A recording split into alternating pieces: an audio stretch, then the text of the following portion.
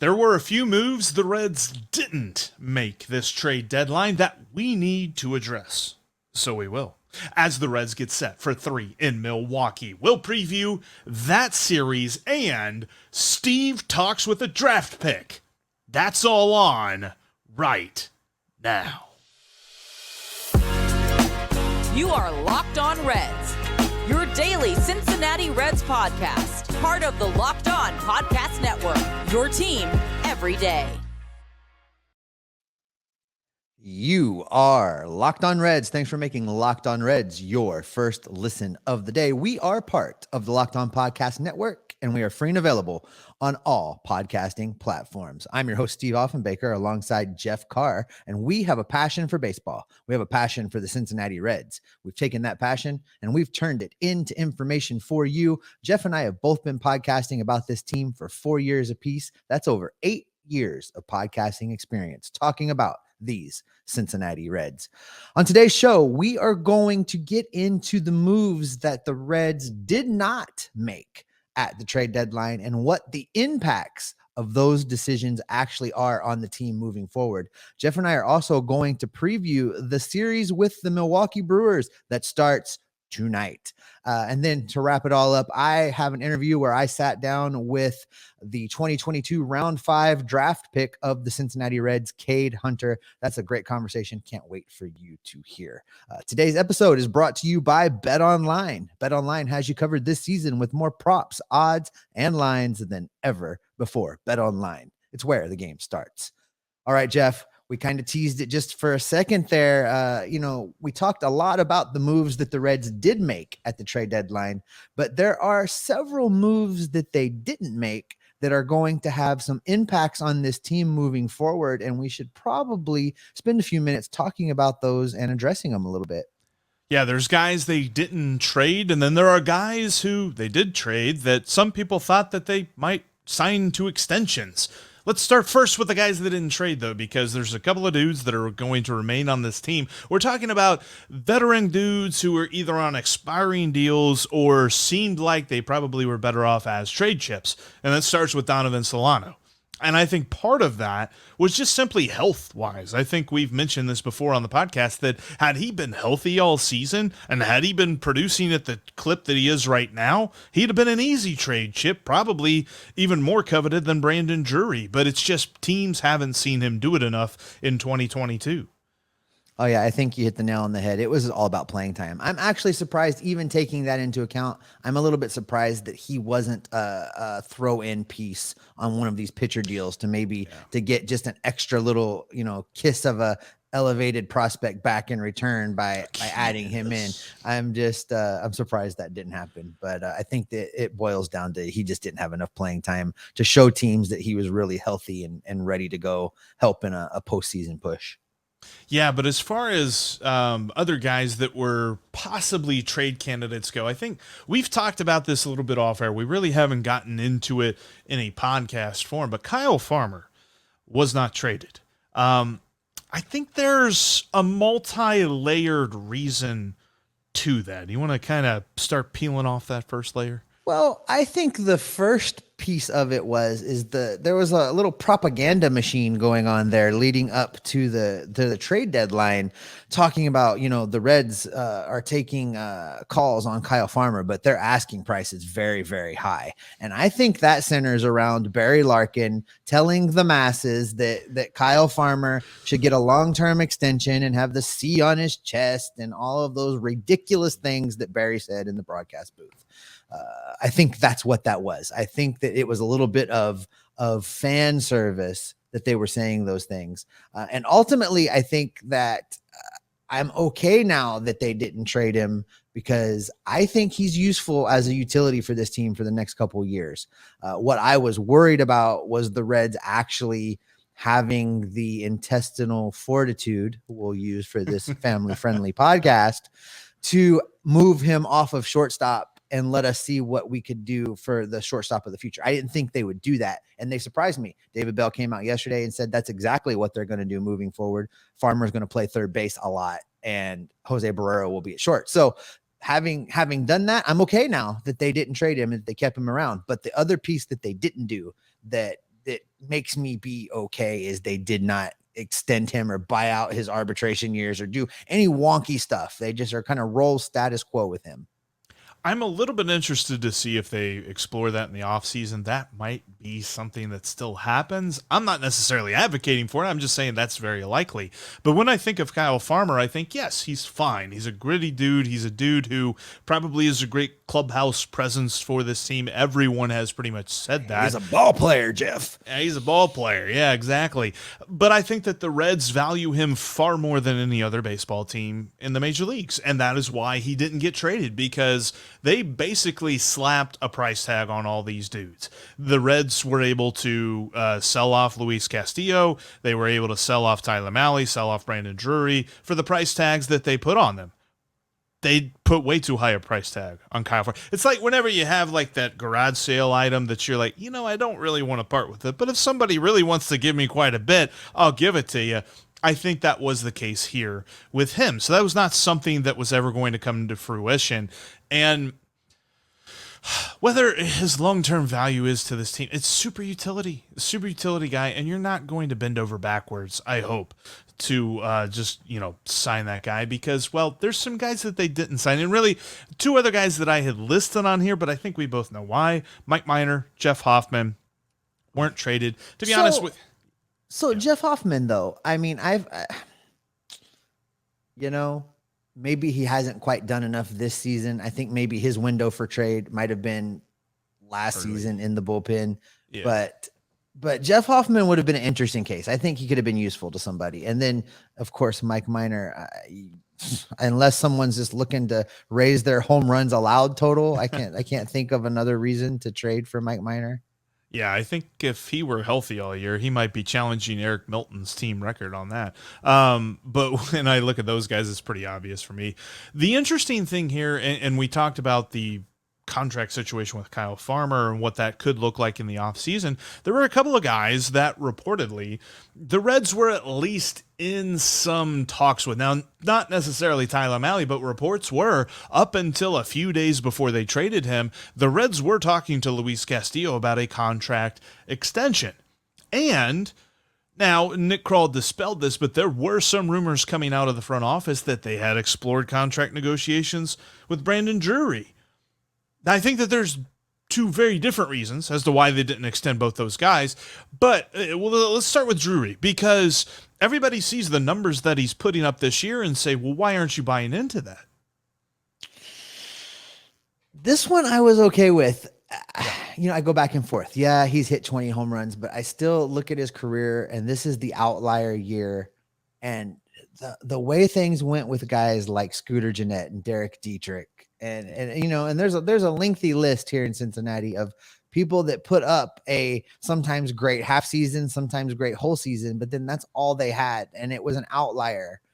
And for me, it gives me enough pause that I think the maximum value to the franchise was flipping that player for a prospect that can help the team for multiple years down the road. I think the Reds made the right decision. And if they did talk to him about an extension, that was probably just more of a due diligence thing to be able to say, we discussed it just to kind of see where his number was at. And we still felt like the best long-term benefit to the club was to bring in a prospect. I imagine that's why that was even on the table.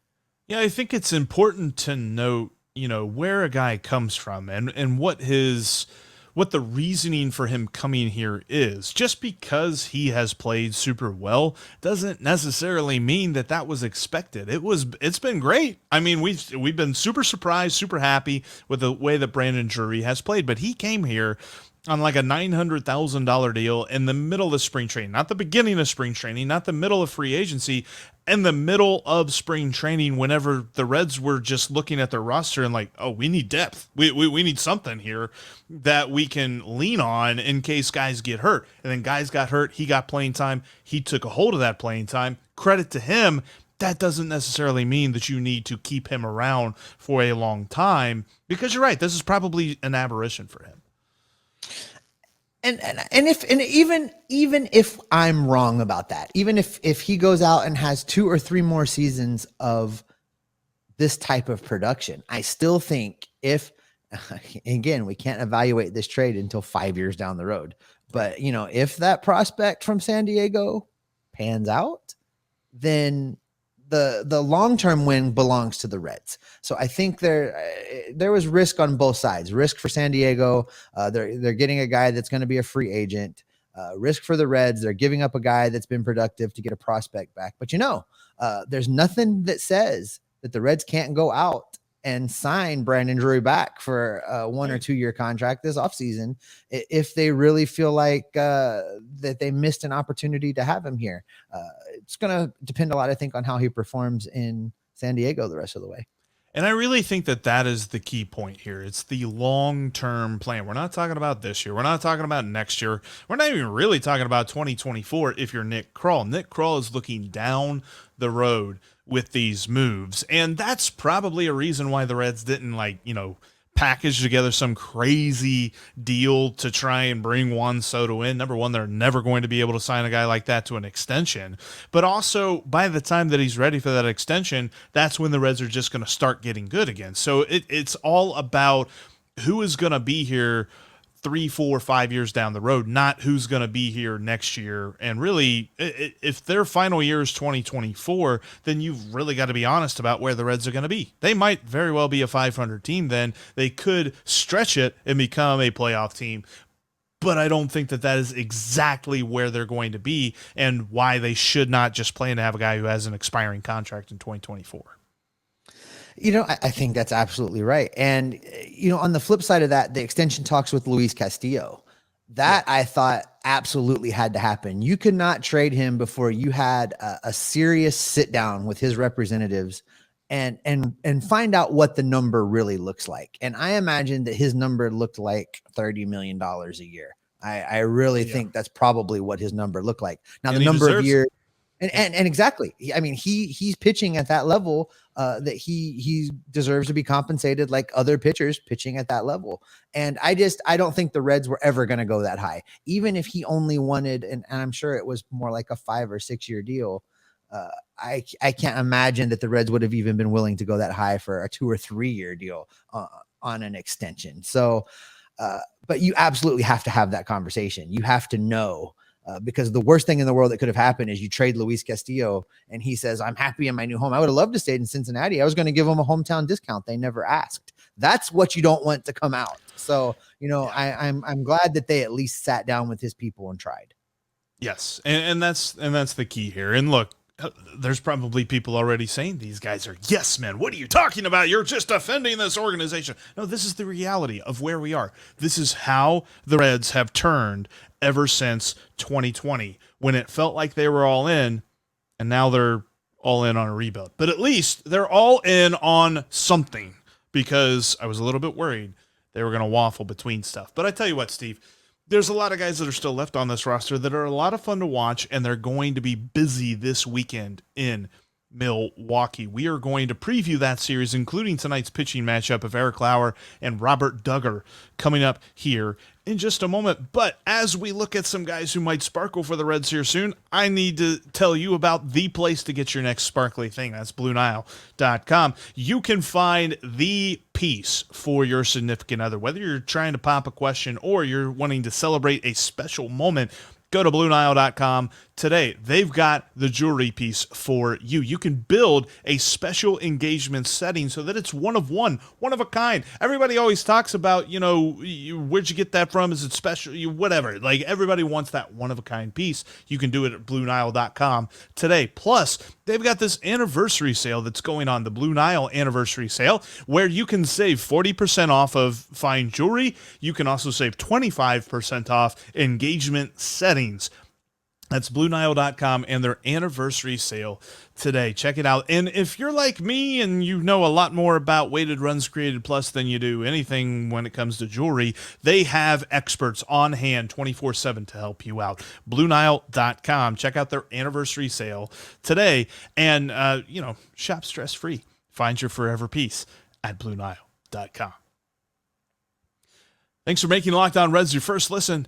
After today's episode, go check out Locked On MLB Prospects. Lindsey Crosby has you covered on all of the prospects that all of the teams who were sellers like the Reds got in their trades, how they're going to affect that team's future, and who are the stars of tomorrow. That's Locked On MLB Prospects, just like Locked On Reds, free and available on all platforms. All right, Steve, let's break down this series. The Reds are going up against the Brew Crew. The Brew Crew, at least for the moment, as we are talking right now on Thursday night, are in first place. It depends on what happens with the Cubs and the Cardinals, as it's only a half game. They could be tied for first place. But I tell you this, they're 14 and a half games up on the Reds. So if the Reds sweep this series, yeah, I'm just kidding. I can't get through all that. But so you're saying there's a chance? No. This is no, there's not. This is about some guys that are trying to make a name for themselves, trying to stick on this roster, trying to show what they mean for the future of the Reds. It starts tonight with a guy that I don't think I'm putting any expectations on whatsoever, but could he be here for 2023? I don't know. Robert Duggar's on the mound tonight. Steve, what do you think about Robert Duggar? No, listen, this is another one of those guys that is going to come up and get an opportunity to showcase themselves. You know, I don't know a lot about Robert Duggar because I haven't seen a lot of Robert Duggar. Right. And, you know, this is a chance for him to go out and get some film going right at some major league hitters. And this is not a bad lineup. This Milwaukee Brewers lineup only has 2 guys in it right now with a weighted runs created plus below league average, under 100. So there are productive hitters in this lineup that he's going to have to figure out how to deal with. It's an audition, Jeff. And I think we just keep looking at him like that. Come up, do something, earn your next time through, show us something again, and maybe you get to stick. And you know what? I want to take credit for this because I feel like early on this season, there were some questions about one outfielder of the Milwaukee Brewers and his name being Christian Yelich. And people were just like, are we ever going to see the old Christian Yelich? And then he had a series at Great American Ballpark where I think he went 12 for 6. Like he got twice as many hits as he had at bats. And he just absolutely figured things out when it comes to hitting a baseball. So the Reds are the reason that he's back, people. Like if the Brewers make a deep playoff run because of Christian Yelich, they should be thanking the Cincinnati Reds pitching staff because that is why he is where he is. And I just wanted to put that out there. Well, you know, he has not returned to his MVP form, but his weighted runs created plus is 115 right now. So he's performing about 15% above league average. So yeah, solid. If the Reds, they're playing the Reds, he always is a Reds killer. So probably he's at 130 by the time this series is over. I don't know. Yeah, probably so. But I will say this, the Reds face tonight. So here's the pitching matchup, just a quick rundown. Tonight, it's Robert Duggar for the Reds against Eric Lauer for the Brewers, which last year I was worried about that. This year, not so much, because this year the Reds are good against left-handed pitching. Crazy. Then Saturday, you've got Aaron Ashby for the Milwaukee Brewers going up against Nick Lodolo. Really looking forward to that. Aaron Ashby has been pitching super well for the Brewers. And, of course, Nick Lodolo has been on fire for our Redlegs. So that's going to be a lot of fun. Sunday is a tough one. Sunday's Hunter Green that I'm looking forward to because he's been pitching well lately, but he's going up against Corbin Burns. He's going up against one of the top 5 pitchers in the game right now. If the Reds are going to make some hay in the series, it's going to be on Friday and Saturday. That's defending National League Cy Young Award winner Corbin Burns. He ain't winning it this year. It's Sandy Alcantara. That's for sure. That is absolutely for sure. But I tell you what, that game on Sunday has the potential to be a pitcher's duel that's going to be very, very fun to watch. And I'm looking forward to that one. It's probably a coin flip as to, you know, how that game could go. If it's good Hunter Green, if he's dealing and able to pull the string a little bit and keep those hitters off balance, it could be a pitcher's duel. It's going to be something special. Derek Johnson needs to turn into like an old boxing coach or something when he's pumping Hunter Green up for that match. Or just like, he wants to bury you. He wants to murder you. You get out there and you do your best. You got to go. You got to give everything you got in every pitch because Corbin Burns is really good. I don't know if we've said that or not. But yes, this lineup for the Brewers is going to pose quite a challenge for Lodolo and Green. Like we said, 1 through 9, you don't have easy outs in the Brewers lineup anymore. They are very solid. And of course, we are probably going to see Willy Adames do some stuff, because when Willy Adames plays the Reds, I think he's got an OPS of like 1 million. Because I've said that before, that Willy Adames and Ian Happ could team up, just the two of them, and probably beat the Reds by 10. So it's going to be an interesting series. The Reds have really struggled against teams above 500 this year, obviously. They've played 61 games. They're 21-40. Whereas they've played 43 games against sub 500 teams, are 21-22. So as much as I loved the series against the AL East, there's something about non-AL East teams that the Reds just don't seem to do very well in. Yeah, you look at this matchup, and I'm going to be realistic, Jeff. I just don't see the Reds winning this series. I don't think they're going to get swept. I think they'll take one of these games in Milwaukee, but they're going to lose 2 of 3 on this particular series. I don't really see any way around it. I mean, they won't be blowouts, I don't think, but they're going to lose 2 of 3. Especially when you look at, like, I wrote down here the Reds played Eric Lauer back on June 17th. They scored 4 runs in 6 innings against him on 3 homers, but 2 of those homers are gone, as Brandon Drury and Tommy Pham both homered against Eric Lauer on that day. Albert Almora was the 3rd homer in that game. But yeah, it's going to be tough. The lineup's very overmatched, Brewers over Reds. So how the Reds pitching staff goes isn't necessarily going to decide how they win or how they lose this series. Because even if they hold them to 1 or 2 runs, they're probably only looking at 1 or 2 runs of run support. Well, I can tell you one thing for sure, Jeff. It is my hope that the Reds lineup plays up to their competition and performs like the Brewers lineup in this series, and somehow maybe manages to steal 2 of 3. But I'll tell you what, Jeff, have you ever wondered what life is like for a Reds draft pick? All the time.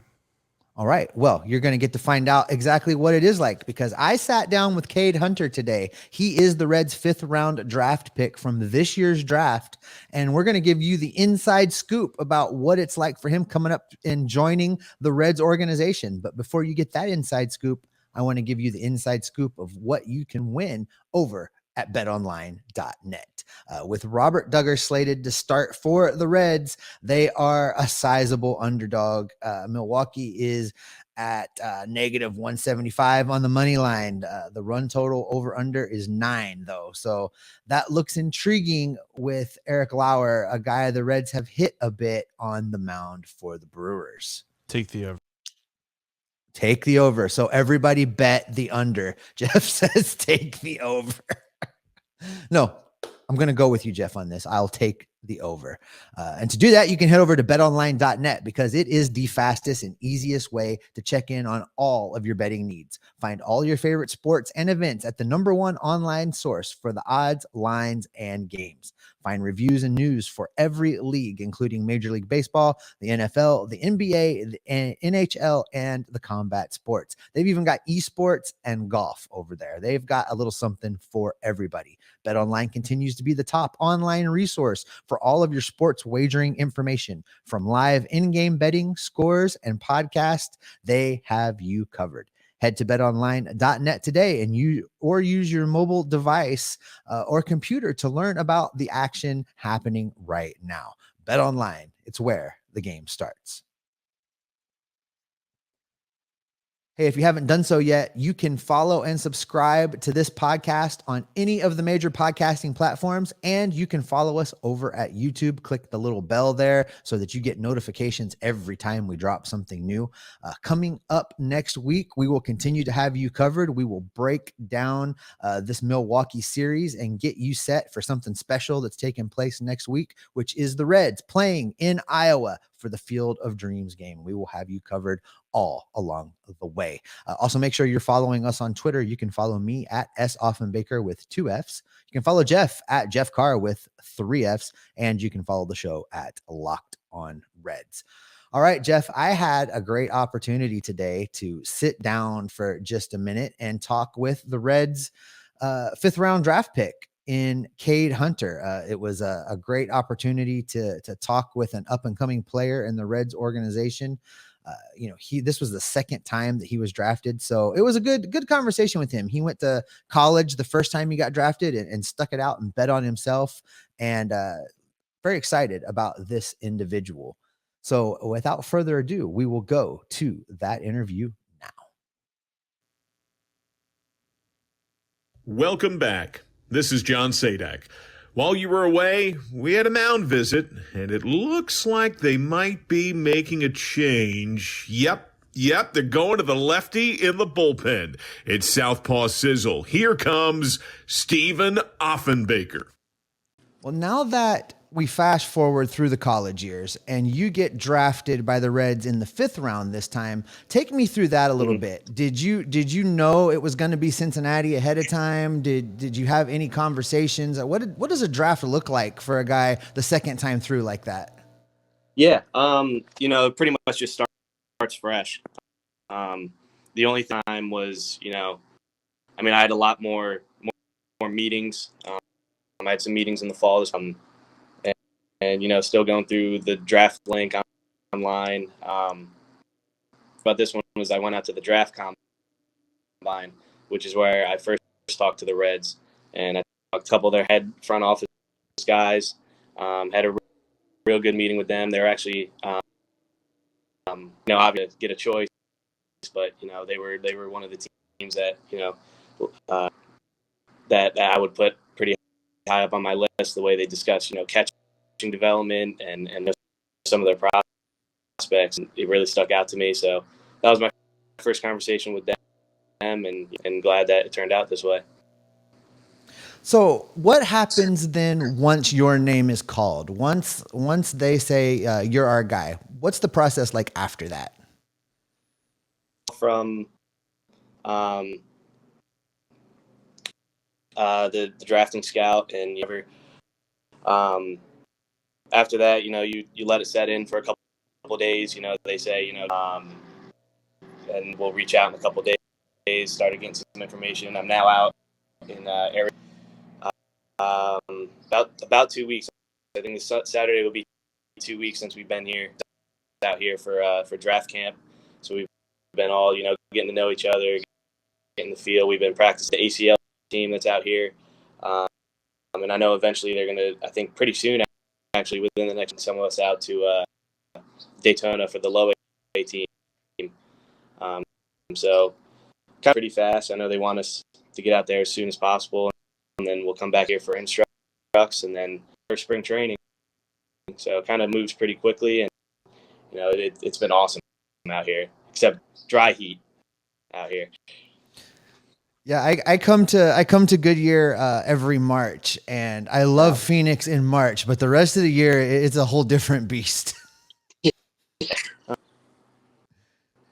So let's talk about the catching side of things, because you hear a lot about catchers, and there's a lot of extra, I guess, grading that goes on with a catcher, because not only are they looking at how you can perform offensively, and then they're looking at how you do playing the position defensively, but there's that added layer of how you can work with and manage a pitching staff. So now you're coming into a new organization, a new system, a professional baseball player. What does that look like for you as far as getting comfortable in managing a pitching staff, learning the pitchers, and what is your approach to building a relationship with pitchers to be able to do that better? Yeah. I've been at school just, hanging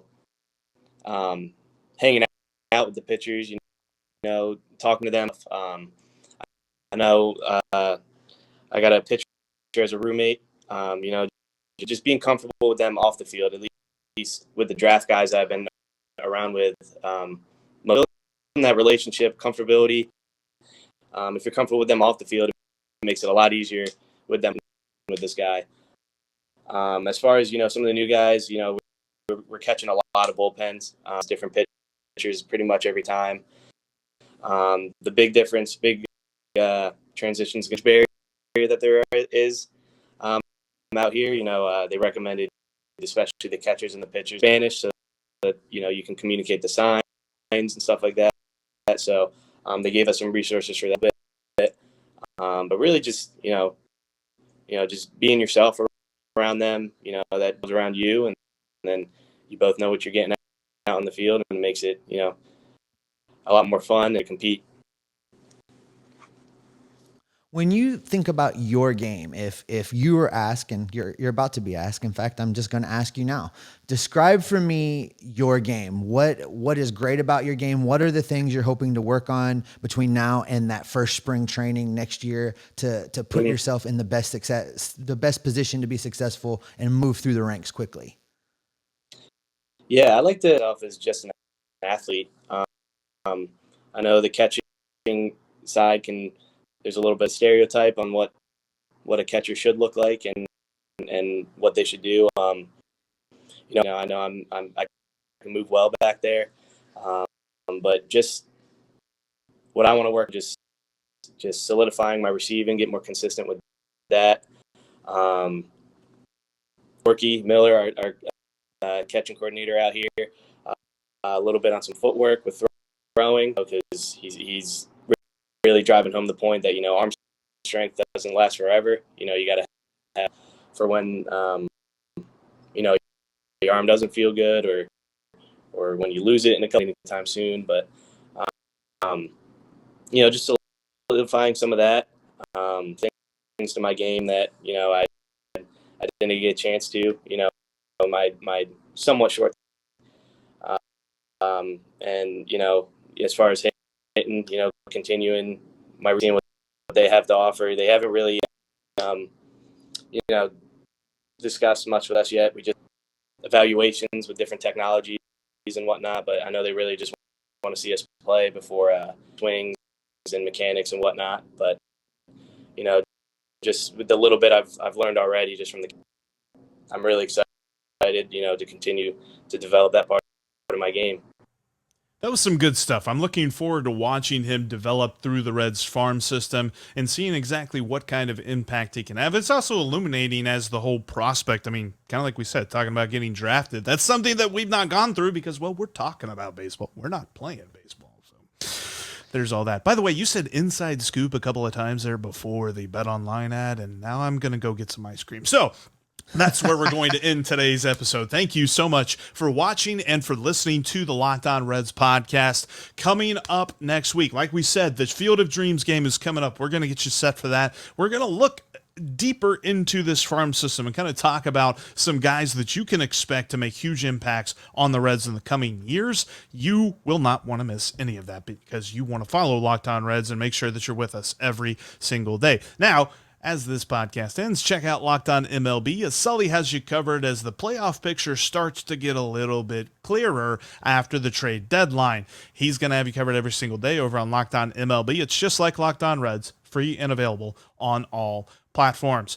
Steve, we're going to Milwaukee, and then after Milwaukee, we're going to New York to face the Mets. A lot of tough teams coming up here for the Redlegs. What can people expect from us? They can expect us to be locked in and be locked on the Reds every single day.